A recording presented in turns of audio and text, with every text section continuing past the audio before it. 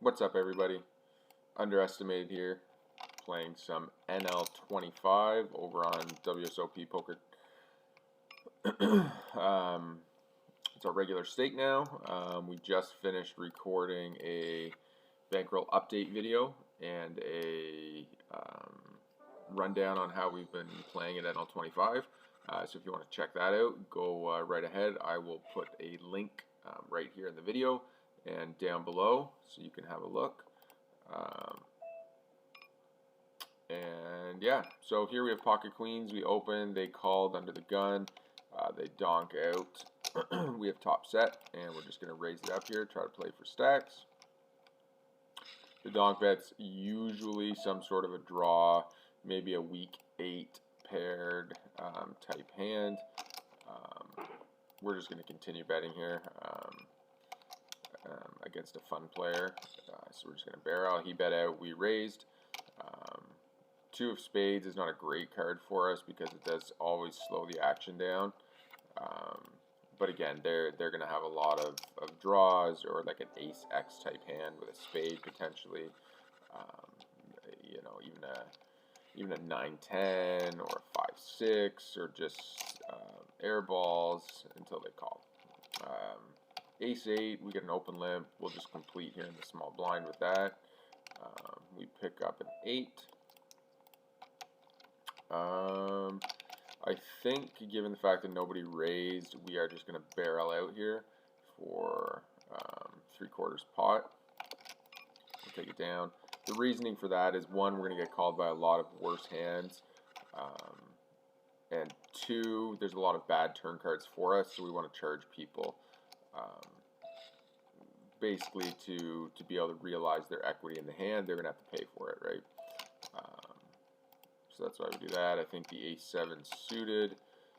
We'll just toss that away. I'm going to check back on this this board here. He calls out of the big blind, so he's obviously, he doesn't have big strong overcards usually.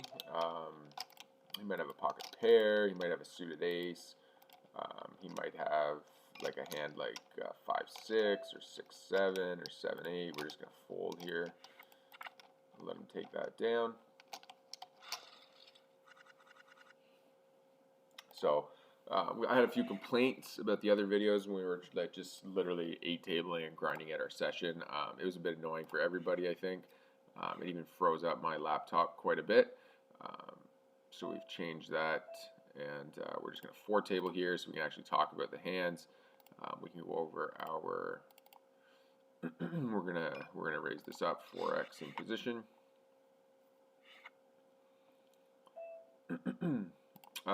So what do we have here? Our brown is basically regs that seem to be pretty decent. Our blue are the fishies, or sorry, the very, very fun players, from what I've noted anyways, in hands I've seen. And basically what blue means to me is that I should sit at that table and play until they go bust or they leave. And red is also just a fun player, generally speaking, or a weaker player in that sense. White is generally unknown, in the sense of I'm not sure if they're good or bad, or what's kind of come of it. Jack 8 suited, we're going to open that up. So those are kind of our ranges. And then purple, which we're going to scan around and mark this guy, is basically anybody who does not have auto reload on. I just mark as purple until I see their play. Generally speaking, that is a weaker player at the very least. And yeah, so here we raised pre-flop. We got a caller from Ravens, and we have a lot of equity that we can turn and continue barreling, so this is going to be a continuation bet for us. He folds, we take it down. Ace of spade or ace of diamonds would have been a great turn card for us to barrel again.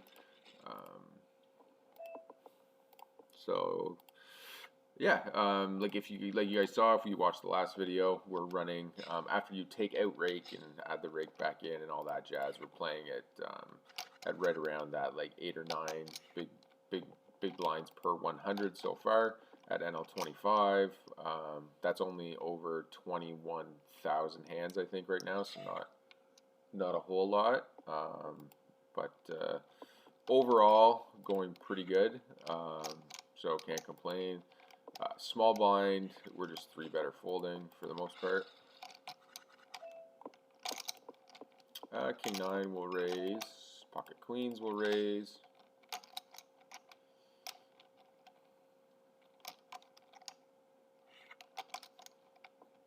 And we just get a clean walk. Get rid of the 10-7 suited. We don't want to be overplaying these suited connector type hands. The rake on World Series is pretty bad, even with 50% rake back.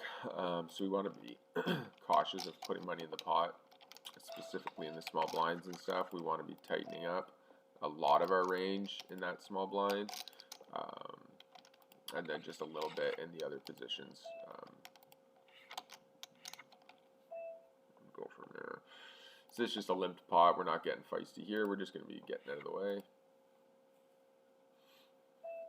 So I haven't noticed too many differences from NL25 to NL10. There's still lots of fishy players on the site and at the stakes. So nothing's changed there. I do notice there's quite a few more decent, I would say, regs at NL25 than there is at NL10. I think a lot of that comes down to you get a mix of, because there's not a whole lot of tables running, you do get a mix of players at the table. Regs, you have some regs here that are playing NL50 and NL100 as well, and they're max tabling for the leaderboard and for rakeback, etc. Oops, that was a misclick, guys. We were meaning to bring that up to 10 big blinds. So this hand, we're just going to play cautiously. If he raises, we're just fold. We get a flop, 8 deuce 7. I think giving that mistake pre-flop, we're just going to check and get out of here. Move on to the next one.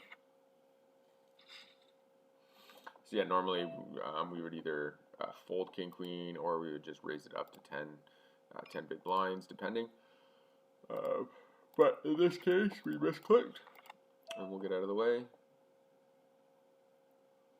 Ace 6, we're just going to let go. Ace 10, I'm going to 3-bet this player if he opens. If not, we're going to raise. Okay, we'll open that up. We'll probably play a few more hands than we normally would, try to get into some spots post-flop for the video. But overall, we'll be playing relatively straightforward, standard poker. Kind of go from there. A lot of people have been wanting to see MTT videos, so I do plan to start throwing a few of those in here and there.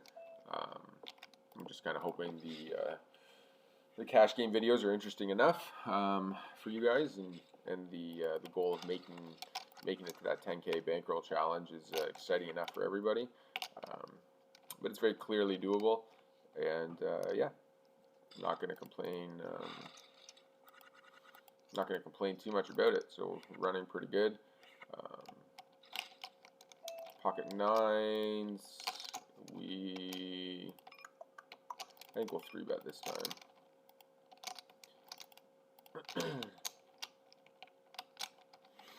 He folds. We take it down.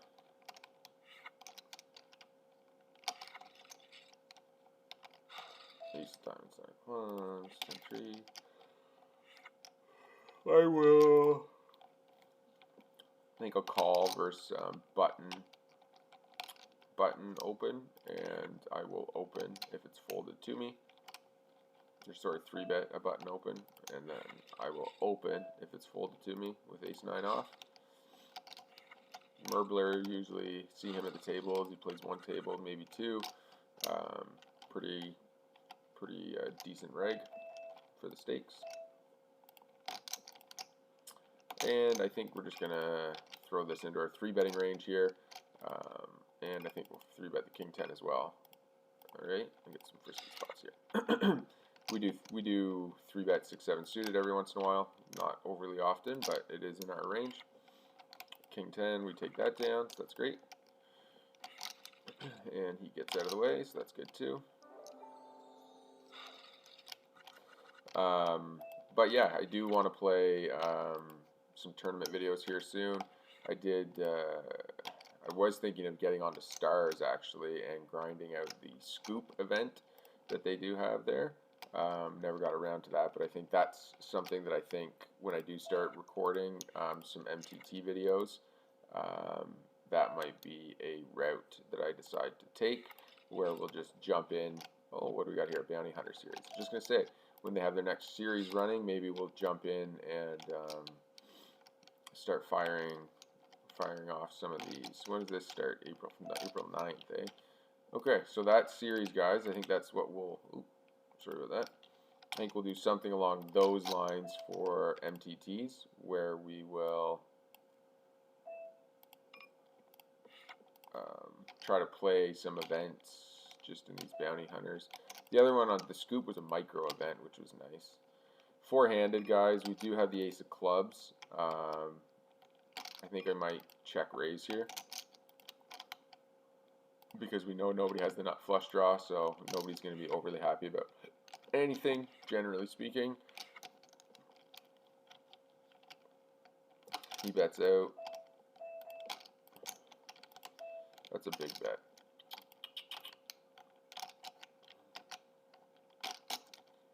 He didn't 3-bet. He shouldn't be playing really anything there.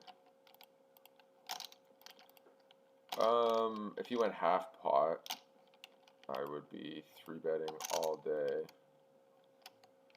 I guess a check call wouldn't be outrageous either. I think I'll just get out of the way on this one, considering he bet into three other players in a 4-way pot.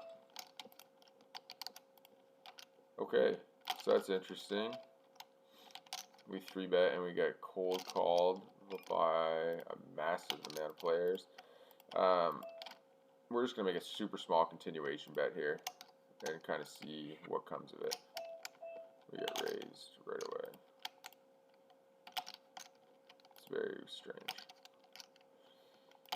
So this could turn into a spew, but we got to think.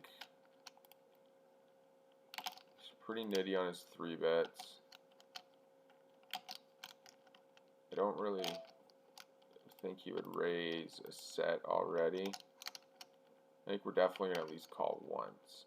I don't think he would raise a set. He didn't 3-bet pre, so he doesn't have overcards. He could definitely be on a draw here. Oh boy.